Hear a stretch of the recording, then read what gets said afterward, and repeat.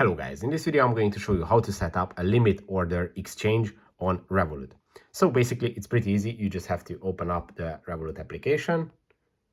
Then on the home page, you have to go to the home page, which is on the bottom left corner of the screen, and go to the more icon right here.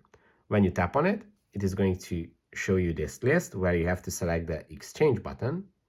And then in the exchange menu, you have to select your currency that you would like to exchange. And below that, you can select the currency that you would like to purchase. And to set up the limit order exchange, automatic exchange, you have to click on that button and tap on limit order. And here you can set your limit price, obviously, and when you tap on done, it is going to schedule this exchange and perform it when your limit price was hit. If this video was helpful for you, please consider sending a super thanks donation.